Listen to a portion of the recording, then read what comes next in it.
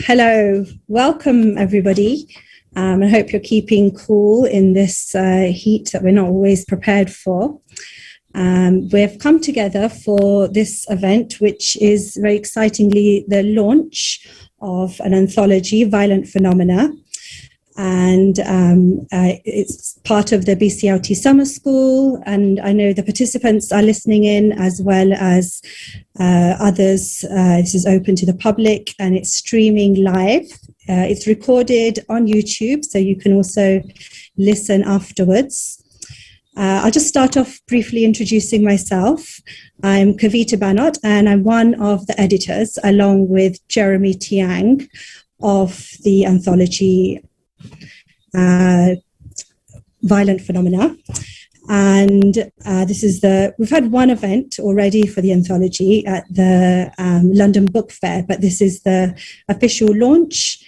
And it's published by Tilted Axis, which is a publisher that everybody is talking about at the moment after the recent Booker Prize win, and they're doing amazing work in the field of translation. So this is especially exciting because it's really pushing the conversation in terms of thinking critically about translation, raising questions about how we see translation, who the translator is, who we translate for, thinking about decolonizing translation, but also questioning some of the kind of easy ways that gets seen or defined. So even the term decolonizing. I'll share a quote which is in the book. Frantz Fanon wrote in 1961 that decolonization is always a violent phenomenon, meaning that the violence of colonialism can only be counteracted in kind. As colonial legacies linger today, what are the ways in which we can disentangle literary translation from its roots in imperial violence? So we've been working really hard on this anthology for nearly 2 years through all the lockdowns, and we're really proud and really excited to bring it out into the world. It will be, the physical copy will be available in the coming week or so. So please get your copies, order them. And we're joined today by three of the participants, three of the writers who have shared their thoughts and experiences and ideas about translation in the book. Unfortunately, Sofia, who was going to be joining us today, couldn't make it due to ill health. She might be listening in. So hi, Sofia, and hope you're feeling okay. I'll be introducing each of our three speakers, and they will be reading a short extract from their essay in the collection and just speaking a little bit about the essay and their thoughts about the anthology. And after that, we will open up to a discussion amongst ourselves. And then at the end, there'll be time for audience questions. Please feel free to share any thoughts or questions as you go along in the chat function. And at the end, hopefully, we'll be able to address as many of them as possible. I've heard that there was a really lively discussion earlier on today, so I hope that we can continue that and discuss both what comes up in the conversation today and beyond that. So could I start off, first of all, with Nariman Youssef, and a brief look at her biog. Nariman Youssef is a Cairo-born literary translator and translation consultant based in London. She's translated numerous works of poetry and fiction from Arabic and has led curated translation workshops. She also works in the arts and heritage sector, and since 2013 has managed an in-house translation team at the British Library.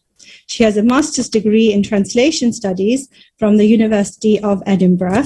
So welcome, Nari, and it'd be great to hear an extract of your essay, which you co-wrote with Gitanjali Patel, and to hear more from you. Thank you so much, Kavita, and hi, everyone. Kavita, you started introducing the book by saying that it pushes the conversation, and I wanted share a bit of the backstory that went into the piece that I co-wrote with Gitanjali Patel for this anthology, because it also started from a place of conversation. Initially, there were conversations that we thought were private, that we were having while collaborating on a completely different project. When the pandemic hit, Gitanjali and I live not very far from each other. So as soon as I can't remember now the exact timeline of things, what happened when, but when, whatever points we were allowed in the UK to meet one member of another household and go for walks, many of those walks involved talking about translation and our place in the translation world. And touching on many of the themes that we just found ourselves like not able to work on anything without them kind of coming up. We realized very early on in our professional collaborations that these were things that we had a common interest in and a common concern with. So when we decided to write something together, that happened in the summer of 2020, we very quickly realized that we didn't want it to be a linear type of essay. We wanted it to be a way to expand the conversation that we had already started. So we reached out to a group of fellow translators with a prompt. Many of those translators we didn't know in person. They were all people that we felt we wanted to include in that conversation. We felt might have a stake in it and be interested. And most of them, if not all, came back with very honest and generous responses that completely overwhelmed us. So what we ended up writing felt like it was collaborative beyond just the two of us. And the form that the piece takes is kind of intentionally challenges the linear form. So we have an essay-like text, and that's routinely interrupted with quotes that are taken from the responses that we had from our colleagues that we send the prompt to. There's also, what I will read now, quotes with, and that, kind of the essay interspersed with quotes, and they're meant to be in conversation with each other. There is a third element that I'm not going to read because it will be confusing, but you would have to get the book to see that, which is just a wide margin that has references and stats and pointers to other readings that we also felt we were in conversation with. I will start with one of these quotes from one of our interlocutors. I can always tell when I'm only in the room as the diversity garnish because someone realized at the last minute that their guest list was all right. End quote. Promoting diversity, celebrating multilingualism, nurturing minority talent, championing international voices are all things that can be done without acknowledging or challenging underlying structures, without facing how the practice of translation itself centers whiteness and Westernness, and how it defaults to reflecting and replicating colonial patterns. English is a colonial language. The work of Anglo-Atlantic translators venturing out and bringing back, only understanding others by making them in their image, follows the roots of colonial acquisition. English is also a global language. The literatures written in English often grapple with its imperial legacies. Why can't literary translators do the same? Or literary translations, rather. Translations and translators. How can translators work with this larger-than-life language without acknowledging all the violence it may carry? Quote, to untrained ears, English was the only language spoken in my family growing up, but underneath the violently enforced standard English I think of as a veneer, our true language was African-American vernacular English, a variation on the English that was brutalized into my bloodline in the place of anything I would have been able to call a mother tongue. AAVE repurposes Imperial English and ruptures its constraints. It's dynamic, it's warm, it's evocative. It is the closest thing I have to something I can call my language. End quote. Colonial acquisition has its rules and conventions. What is brought over is made to fit, into the predetermined spaces of labs, libraries, and museums. Its difference accentuated, but its foreignness contained. These rules and conventions have been internalized by many in the West who are allowed to go through life with uncontested identities. Their curiosity about what lies beyond the realms of their own experiences remains trapped within the scale of otherness. Too foreign on one hand, not foreign enough on the other. We see this in the exoticizing sparkle around discovering literature from places that have little representation in the Anglo-Atlantic literary sphere, as long as they contain the expected degree of foreignness, no more, no less. Quote, the agent said, give me a story more typically Indian, caste, women's stuff, poverty, end quote. For many Anglophone publishers, stories from the global South have to fit certain narratives and writing styles. Often, fluency is the main criterion used to assess the quality of a translation. Concepts of fluency shift our focus to the target language and the norms of its most standard form, the one with the highest capital. This is what works in English, is something we would often hear. Whose English? Ethical concerns are seen to stand in opposition to formal elements, rather than as pathways to new forms of experimentation. That would sound odd in English. But what if that which sounds odd to one person evokes familiarity for another? We'll stop here. Thank you so much, Nari. And I just wanted to add, I really love the collective aspect of your essay, but also the experimental format. And there's a few essays in the anthology with a format which ties really well with trying to do things in new ways and find new ways to articulate them on the page as well. So I really like that aspect. You wanted to say something? Just one thing I forgot to mention is that an earlier version of this essay appeared in Asymptote in July 2021, I think. But having it in this anthology actually allowed us to expand the experimental side of the layout a lot more, as well as update the essay. Thank you. That's great. And could I now go on to Elisa Taber? And just to introduce Elisa Taber is a Paraguay-born writer, literary translator, and PhD candidate at McGill University.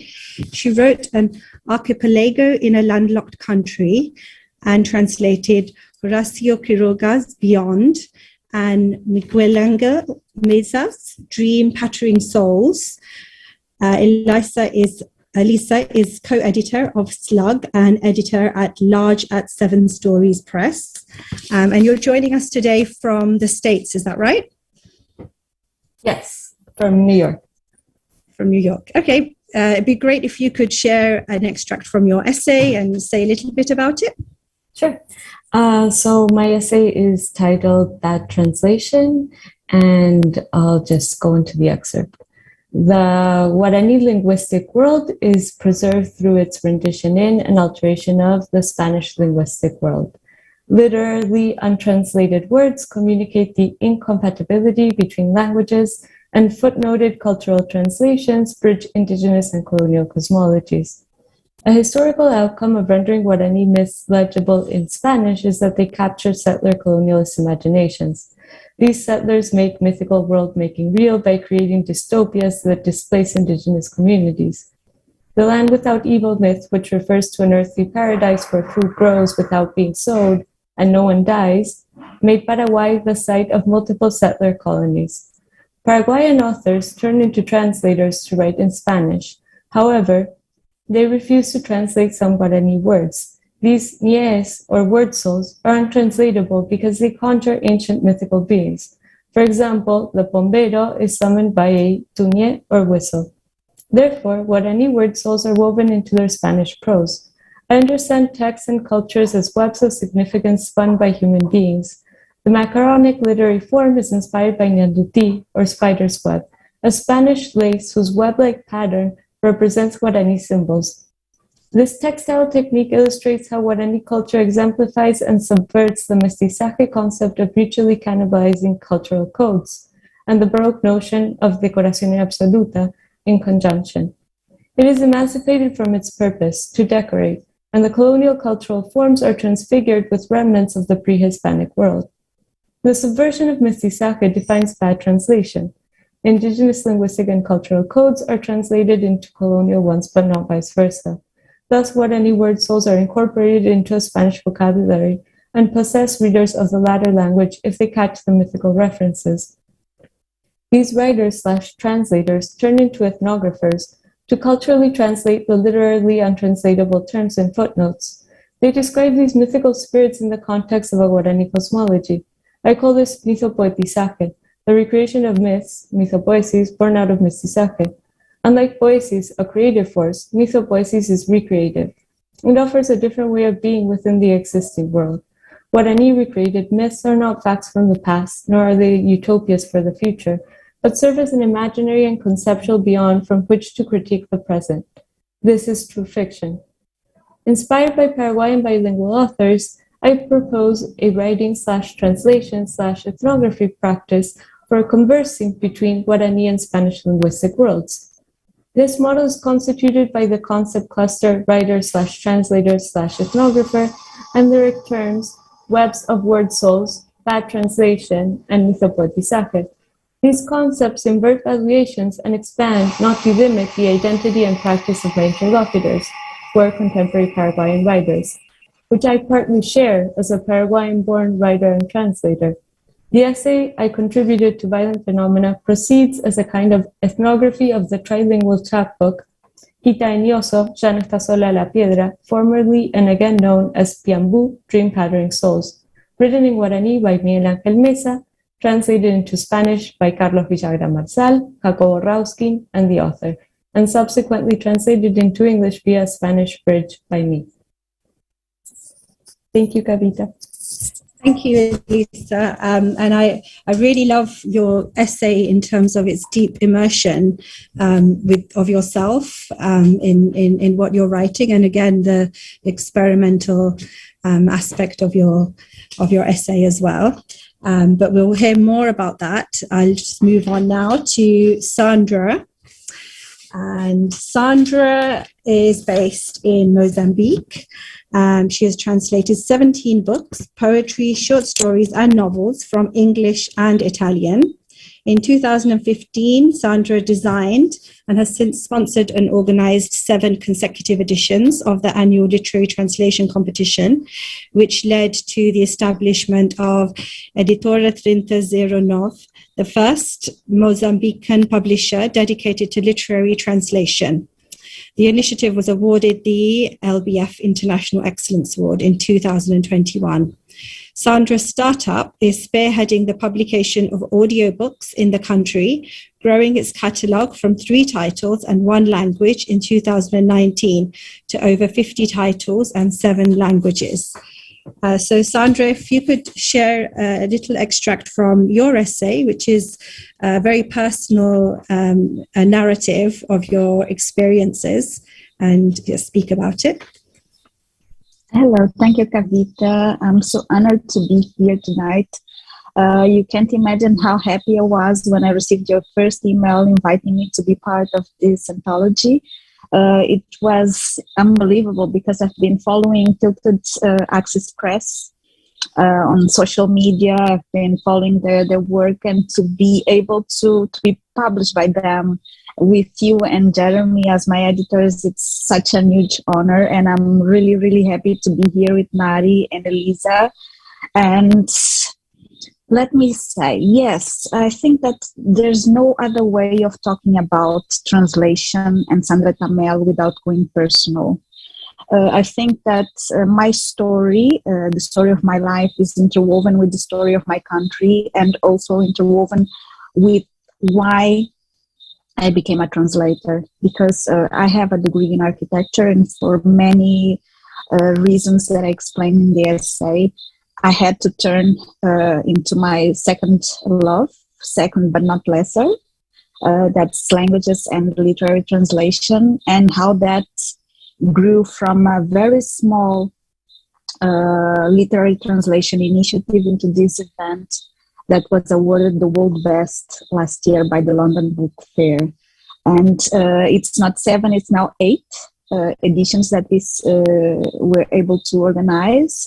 And we are now in the process of publishing volumes 4 and 5 of the anthology that gave rise to Editora 3009 and is behind this invitation to be part of this anthology. So I'll start reading the beginning of my essay.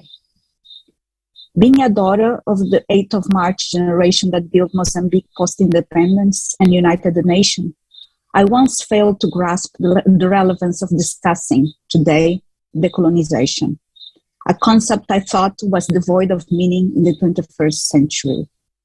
As fate would have it, months after I received the invitation to write this essay, a friend suggested 2 books that would shape my beliefs and change my initial approach to this piece. I am at a loss of words to express my delight and surprise when I found Alexandre Pomar's Portuguese translation of Black Skin, White Masks by Frantz Fanon, Pele Negra, Máscaras Brancas, in Portuguese, published by Paisagem in 1975.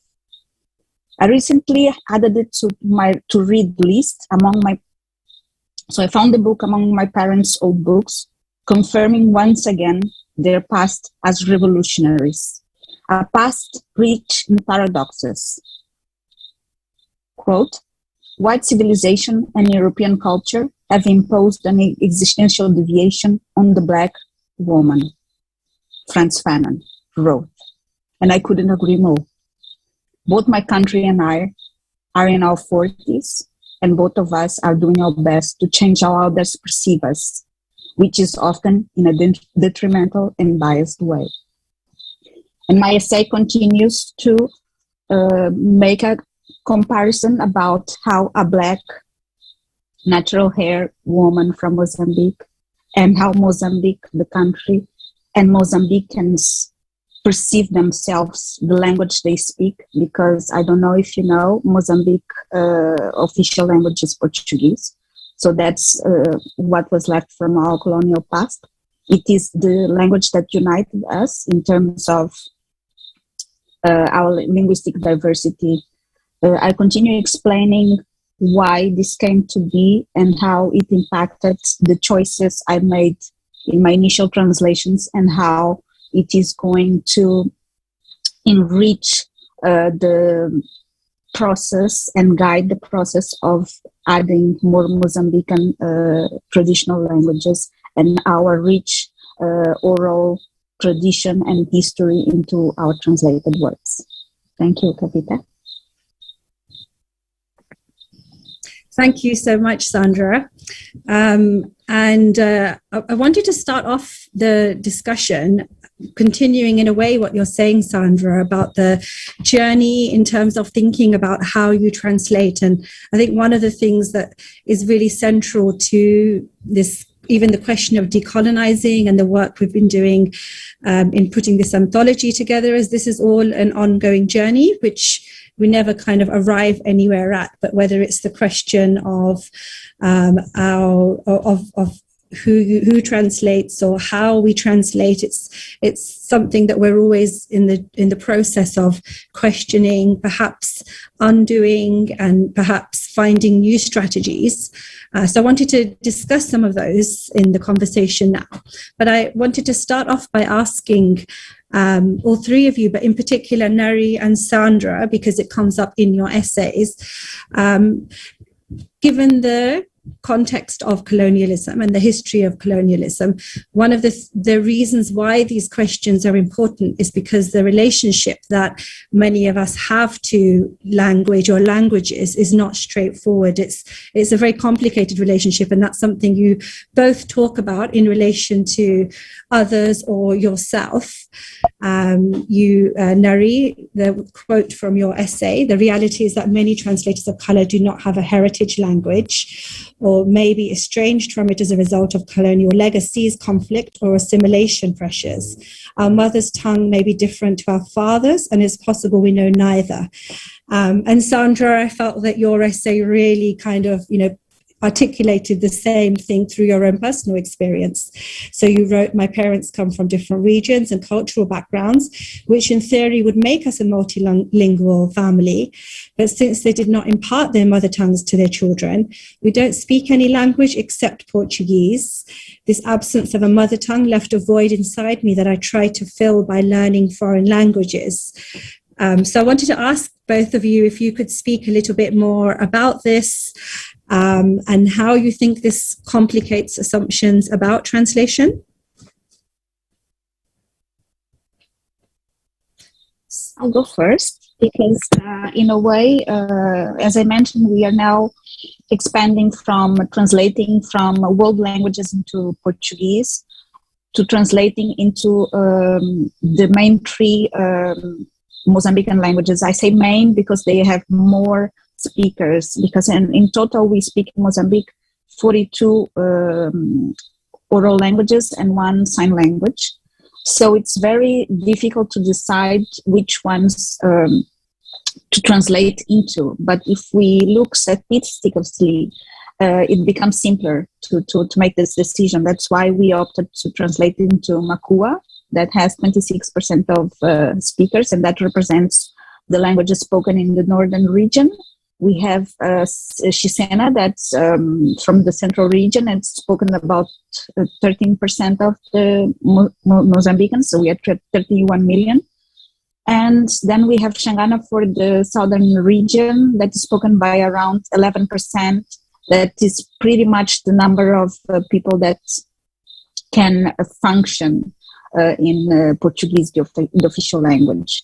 So the challenge I'm facing right now, because the generation of translators represented by me here, we don't have an heritage language. So when we start translating into these languages, we face so many challenges in terms of quality control of this work. We recently were doing a project where we are translating children's books from Brazil into Xisena, Makua, and Xangana. And it was so difficult to try to do at the same time the translation work and training of those translators, because they come from the academic world. They are used to working with academic texts or public health related or government related documents. So when they were faced with poetry from Brazil, so a variant of Portuguese that has some different forms of musicality and terms, and it's so rich in itself. So the challenges they faced in translating those terms or translating that music into Bantu languages, I think that it would be easier if we didn't have this break in terms of Mom, she has a mother tongue, but I don't. So I think that it hinders my role as a editor and as a literary translator that is accepting this challenge of creating a written form for our oral tradition languages.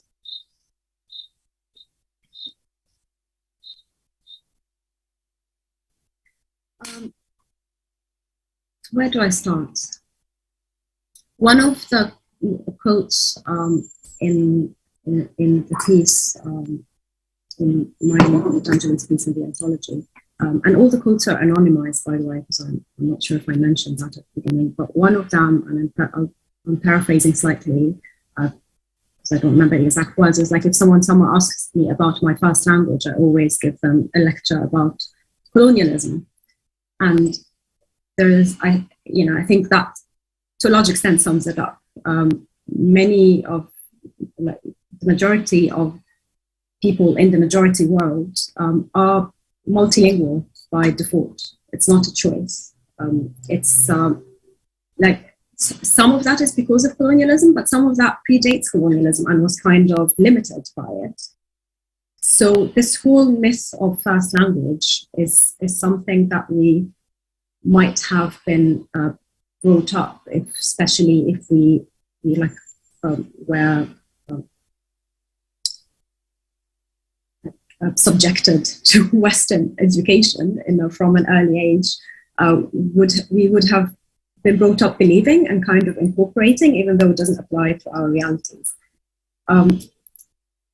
I also want to single out Arabic for its diglossia, because it took me some time after I entered the literary translation world to realize that when people ask me about my first language, they mean my mother tongue. Because my mother tongue is the language that I spoke at home with my parents, and that was definitely Egyptian Arabic. This is very unambiguous in my mind. But that is not the same Arabic that I later learned to write. And this is the case for all Arabic speakers. There are different Arabics that are spoken in different regions, not just the same country doesn't speak the same form of Arabic everywhere. So there's so many different Arabics. If I travel around the Arab world, or even within Egypt, there's so I would have to adapt my ears to sometimes get everything, and in other cases it would be very difficult for me to follow a conversation. So these are the spoken Arabics, and they are not the same as the language that we write.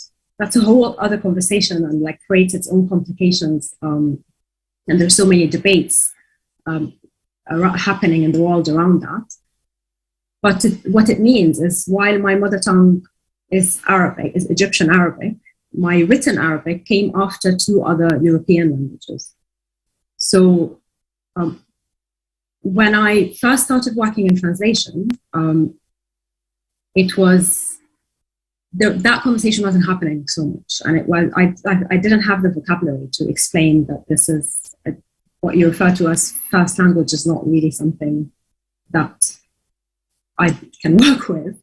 And when I did my master's in translation studies, for instance, initially it was assumed that we had to build a portfolio by submitting, I think, one translation a week. And initially it was assumed that I would be translating into Arabic, because I said that that's the language that I'm working with.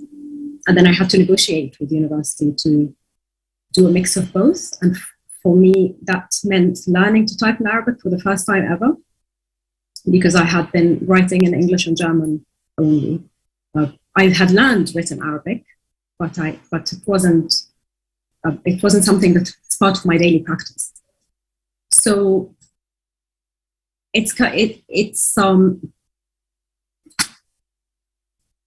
I think what for me, I'm going to bring, and this is a personal answer, so I'm just going to make it more personal and say that it's also what it means in terms of my relationship to language is that it's always tenuous.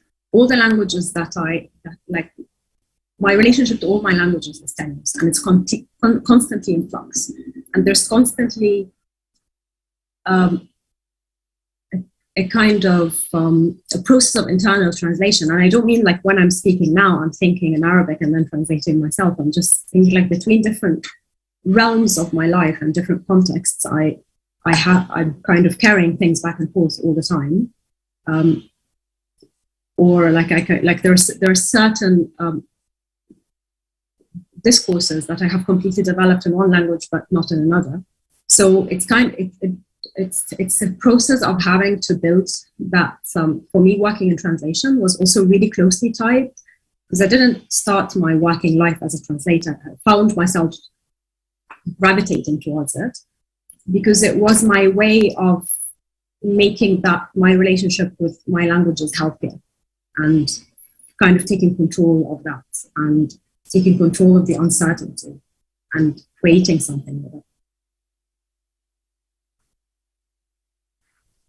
Thank you so much, Nari. I'm going to pick up on some of the things you raised then. And what I wanted to ask Elisa is not just how perhaps you have some thoughts on that conversation in terms of relationship to language as a translator, but also I wanted to bring in an aspect which is really central, I thought, to your essay, which is the relationship to the past. So you're in particular looking at colonialism and settler colonialism, and you're looking at the violence of translations that have come before, So one of the quotes which was actually in the extract you read just now, historical outcome of rendering Guarani myths legible in Spanish is that they capture settler colonialist imaginations and some of the violence that can be connected to translation,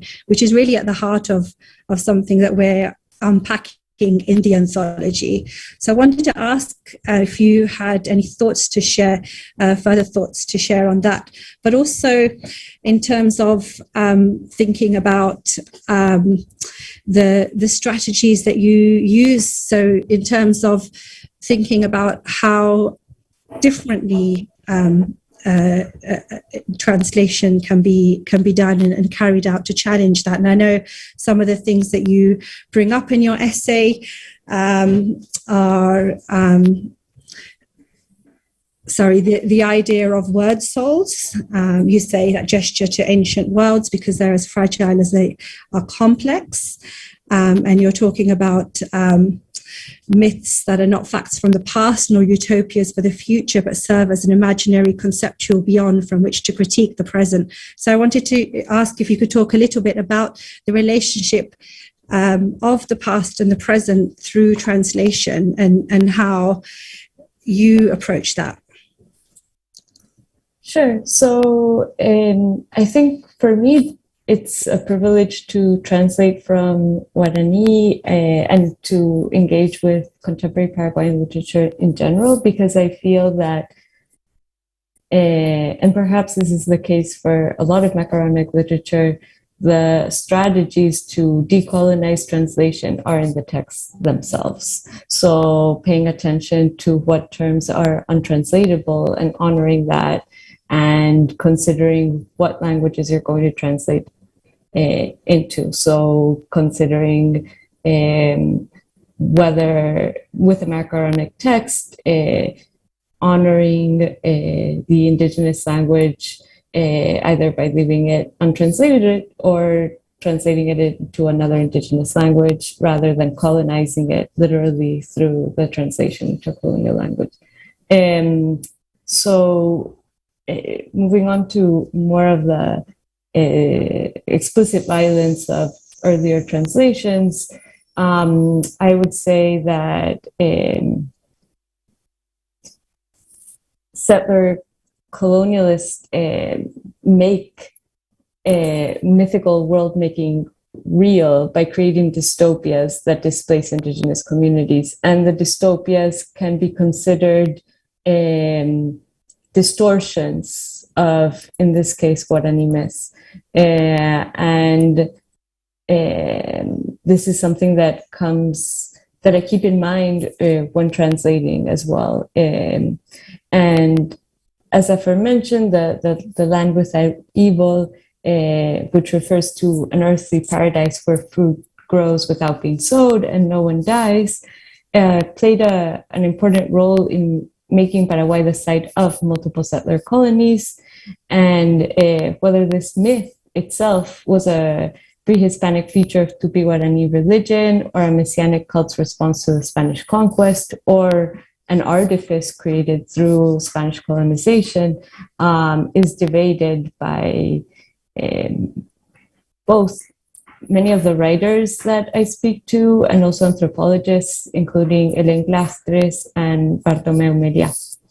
And according to the Paraguayan writer Augusto Roabastos, Paraguay is imagined as an island surrounded by land in the heart of Latin America. And that quote inspired the novel that I wrote, An Archipelago in a Landlocked Country. And the influence of this terra incognita image ranges from the 19th century and 20th century annexation wars against neighboring Argentina, Brazil, and Uruguay, to the 20th century Russian Mennonite and Japanese unificationist settlements in Paraguay. So I think that the imaginary is a big part of the material violence. And the role of myth in that imaginary is something that I'm interested in researching. And the violence of translation from Guarani can be traced back to the 16th century Spanish conquest of what is now Paraguay, specifically to the Jesuit evangelization of the Guaranis in their language by instilling Christian myths in word souls. So when parsing apart the myths and the concepts that word souls reference, it becomes evident that Christianity has distorted them. And I'm interested in understanding how cultural hybridization or mestizaje, which defines Spanish colonization and post-colonial nationalisms in Latin American countries, can perhaps be subverted by Guarani culture in certain ways, and up to what point?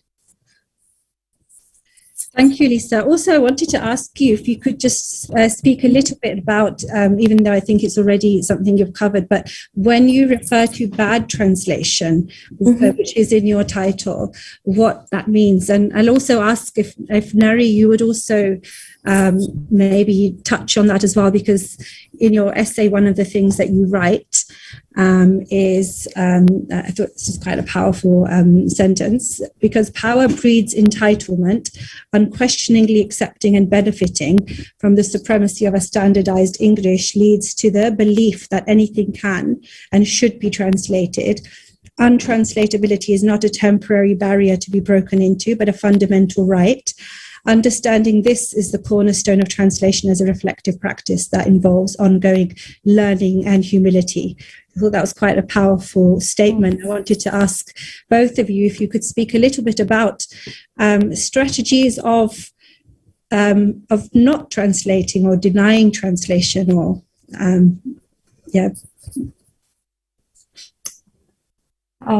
Do you want to start, Sandra, or should I just... Maybe Elisa, if you could just continue, and then sure. Look at Nari. So I understood bad translation as being the communication of incompatibility between ancient and new world, so pre-Hispanic and post-colonial, rather than communicating reciprocity between languages. So the lack of reciprocity instead is what is communicated.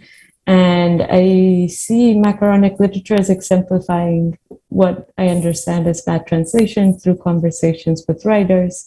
And I see this technique playing out in the practice of Paraguayan authors that are forced to turn into translators to write monolingually in Spanish so that their text can be more widely disseminated, at least within Latin America, and how they refuse to translate Guarani word souls, and the agency that they attribute to Guarani word souls, saying that the words themselves refuse to be translated, and how they weave these words into their Spanish prose, thus communicating bad translation as a lack of reciprocity between languages.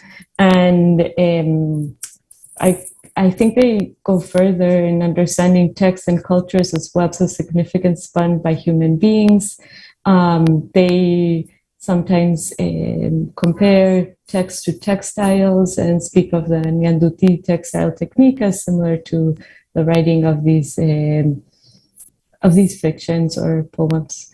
And so I posit that literary untranslatability may be transcended through cultural translation, as Paraguayan writers / translators turn into ethnographers and do a lot of both archival and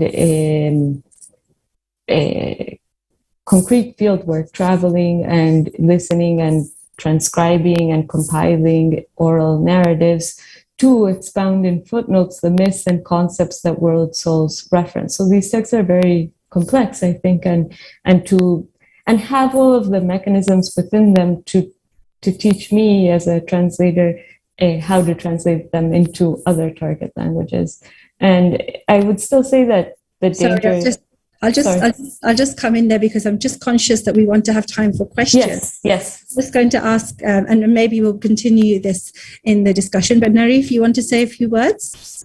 Okay, I'll try to be brief. I think it might sound counterintuitive as translators to celebrate on translatability. But for me, it is an idea that I'm quite drawn to, and as I am to the concept of opacity, whether in translation or by not translating at all, choosing not to translate. And I think for me, what it stands for is a rethinking of our relationship to translation and the place of translation in the world, its value, its necessity, who it's valuable for, moving away from, like, as Elisa said, like seeing it as an opportunity for wider distribution, or, I mean, in the material world it will be, but by challenging that, I feel that we might be creating more valuable spaces for the art itself, and seeing translation as only as necessary as good literature is in the world. Translation is in the world, it's of the world, it's not disconnected from the dynamics of power in the world. So sometimes one way to challenge those dynamics is by withholding some. And as a translation strategy, simply, like if you decide to translate, there are still translation strategies that celebrate that untranslatability. And as someone I'm teaching the Arabic strand of the BCLT summer school this week, and someone said, I'm going to rephrase something that someone said in my group earlier today, which is like in this, there is no, we were discussing whether we should leave something as it is or explicate it, and someone said that shouldn't really be a question in the age of Googling. Like, anyone can look stuff up. So, it's a simple answer. I mean, yes, I was actually struck by how many of the essays in the anthology did actually bring up this idea of refusing translation, of opacity, of questioning the idea of assumption of translation being a bridge or crossing borders, or the kind of assumptions that are around the ideas of translation as being accessed. So that came up as a strategy in quite a few of the essays. Now, I did also want to talk a little bit more about the idea, especially Sandra, but actually all of you, about the idea of an activist translator. So we've been talking about some of the kind of assumptions of translation or of the relationship to language, but I wanted to talk about the activist translator in the kind of context that you all work in. But I'm going to park that, and maybe it will come up in the discussion. But I wanted to ask if there are any questions.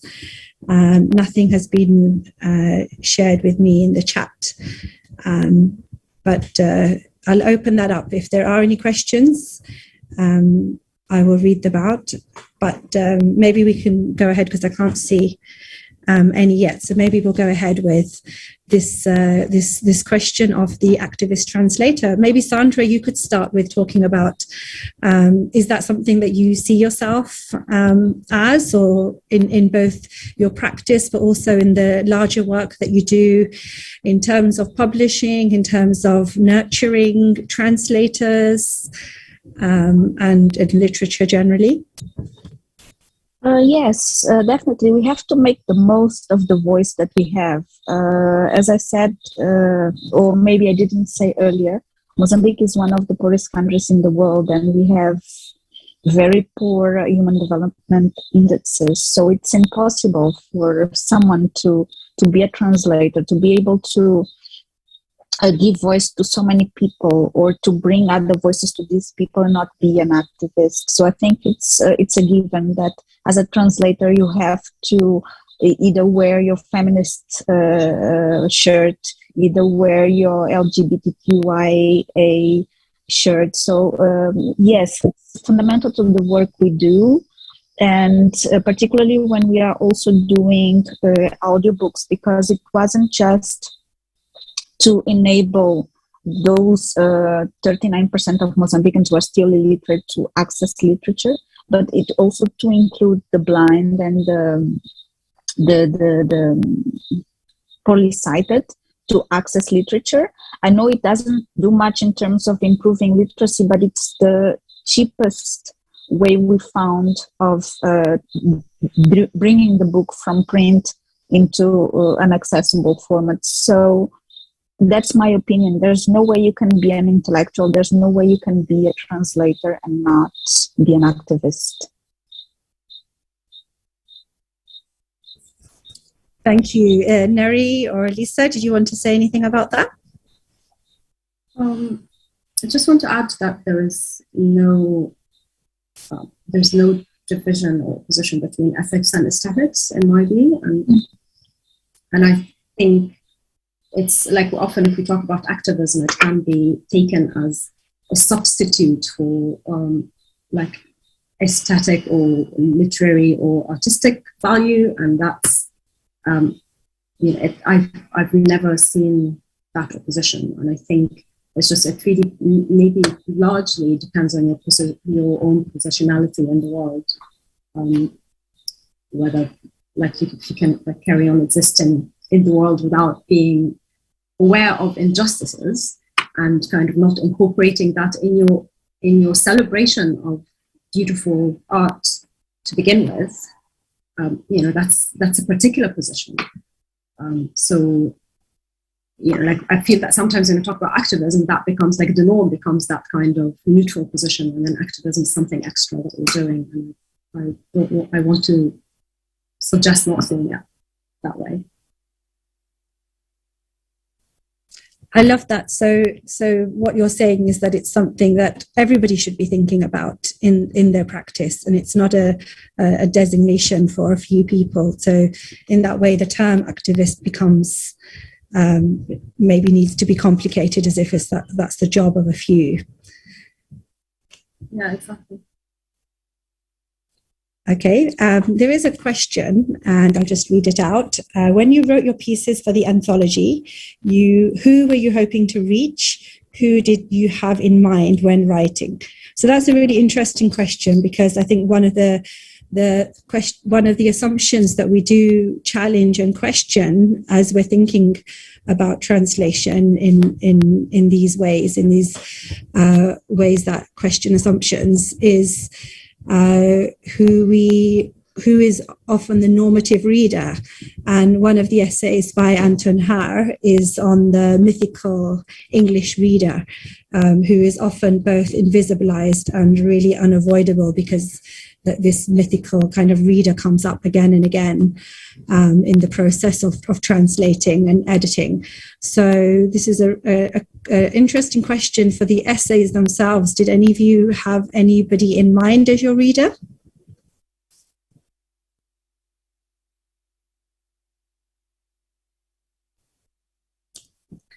Okay, I can go. I think for us, it was very clear that we couldn't even start reading until we realized that we are writing for people that we want to have this conversation with.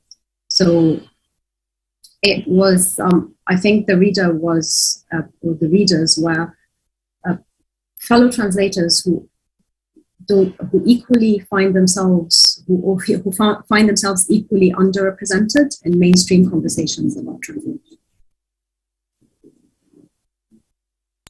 I don't know if any, Sandra or Elisa, you have anything to contribute, but I also wanted to add, Nari, to another aspect of your essay, which I found interesting, which was you said at one point that these were private conversations in a way that you and Gitanjali, your co-writer, were having. And it almost felt, and I could identify with this as well, it almost felt like something that, nobody else is talking about, and you don't know why others aren't talking about this. But it's also something that you feel that you have to kind of sit in a corner and really kind of... Because then they realize that actually they are talking about it. They're just like also talking about it in corners, in quiet corners and hushed voices. But then, as you said in your essay, perhaps in the last few years, something kind of changed, and it felt like maybe these conversations, maybe these little corners started to connect. So that perhaps relates to what you're saying in terms of maybe who you're speaking to, those other corners. But you also in your essay talked about how some of the problematic ways in which also there's conversations became, were kind of picked up and articulated in the mainstream. I don't know if that's something that you or any of the others want to speak about. Is that something that you felt an impact of, or has it felt quite a relief that these conversations are happening in the mainstream, or have you felt as if they're being distorted?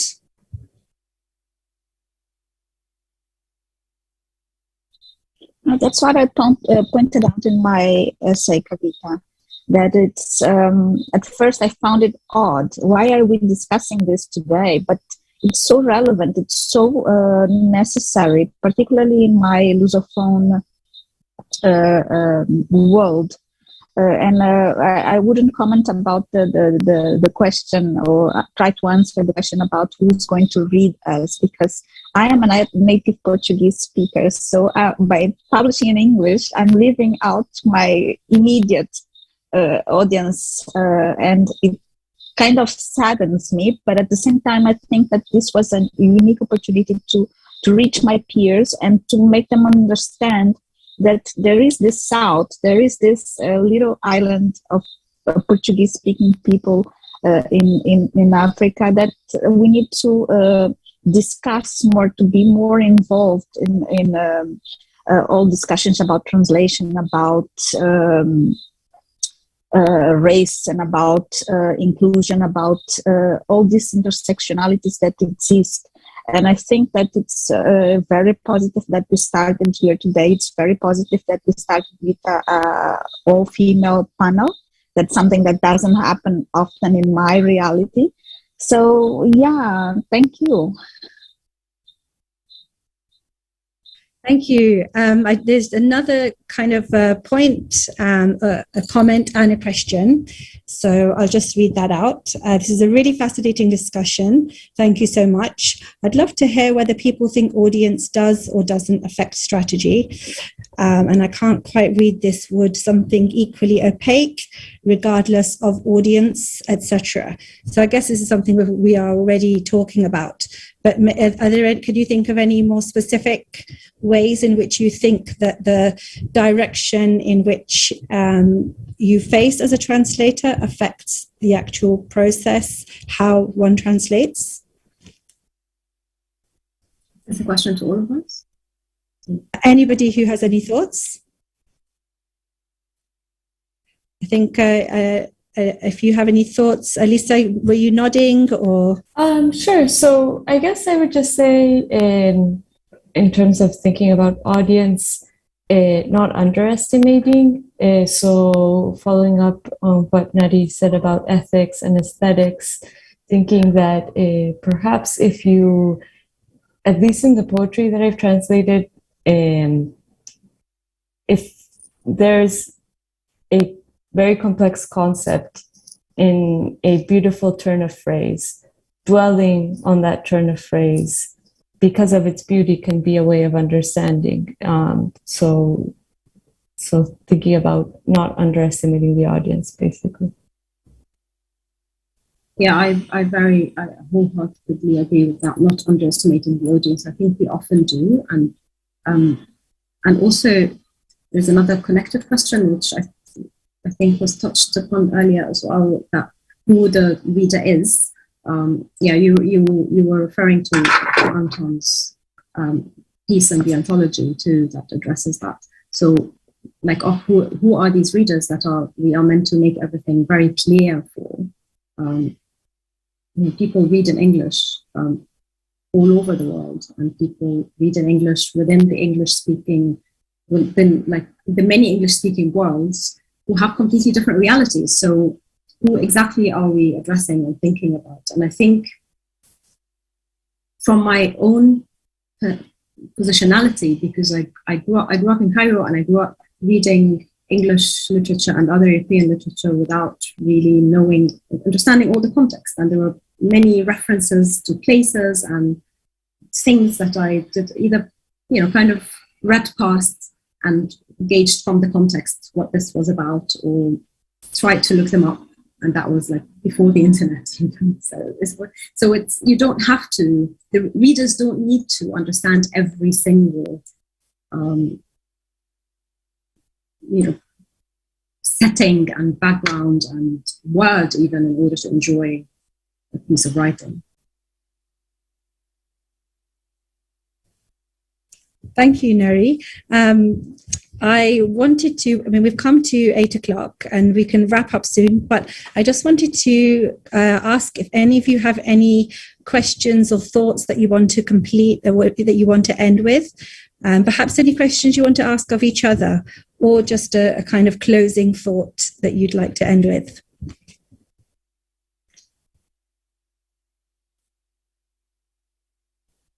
Maybe start with you, Sandra, since we... Thank you, Kavita. No, it was great to be here with you today. Already establishing linkages with Nari.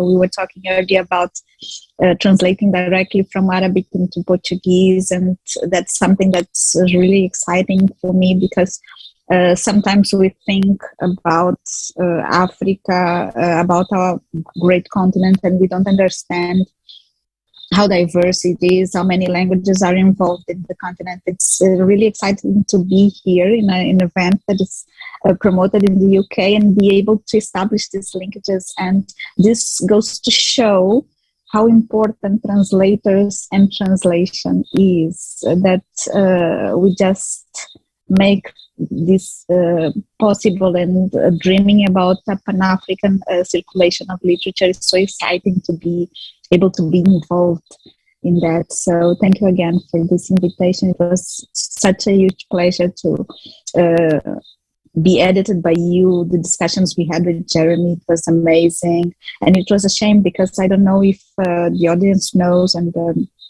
my fellow panelists know, this was supposed to be a dialogue with, oh my God. And I always have blanks in terms of names. And I was so sorry that she wasn't feeling great. Edwige. So Edwige, my thought is with you. And I wish that we were able to do this as a dialogue piece like Nari did. But we're here, we made it. Thank you so much, Sandra. And it was really great to work with you for the anthology. Could I ask Elisa or Nari, would you like to follow? I guess just thank you to all of you. Having the chance to read your introduction, Kavita, and both of your essays, Sandra and Nari, has been really illuminating, thinking about desasimilar, thinking about conversations that are kept private. It's been really thought-provoking and full of beauty, all of the texts. So thank you for your writing. Thank you. Sorry. No, carry on. I just really loved reading both your essays, Elisa and Sandra, as well. And I feel that this anthology is one example of where expanding the conversation is not painful, because I think you referred earlier, Kavita, to how sometimes taking private conversations out in the world can kind of make one feel I don't know, like it doesn't always go in a productive way or in a helpful way, and it's but there's also the upside is that we can have conversations between our different pieces in a book like this. And I'm really I've read your pieces and I've read a few others, and I'm still really looking forward to having the printed book in my hands to read the rest of it. I want to give credit for the title of our piece, because there was a quote that referred to the title, all the violence that it carry on its back, and then colon conversations about literary translation. So I wanted to make sure that I've given credit for that quote to Madhu Kaza, because that was taken from the seminal introduction to kitchen table translations, which is a huge inspiration. So some conversations can be really, really great and illuminating. Thank you. Thank you so much, Nari. And just to say briefly, I think the idea of violence, which came up in your essay, but in some ways this anthology continues the conversation that Madhu also initiated. And I'm really glad to hear what all of you have said, because I think this has been our intention. I think one of the things that perhaps you're indicating at Nari is a kind of idea of shame when one talks about these things. And hopefully this is a space where there doesn't have to be that shame to speak up. And yes, this kind of connecting with each other and speaking to each other in the kind of specific contexts and experiences and strategies. So it's been such a pleasure to work with you, the three of you, but everybody in the anthology. And Jeremy's been an amazing co-editor. So I'll come to an end here, and I hope everybody listening has enjoyed this conversation and will also listen into some of the other conversations in the week that are part of the BCLT. Sorry, there's the windows open because it's so hot, so you can hear the noises outside. So some of the other events which also have contributors from the anthology in them, and please look out for the anthology and pick up a copy and read it. Hope you enjoy it, and all the best for everybody. Thank you, Kavita. Bye. Thank you. Bye-bye.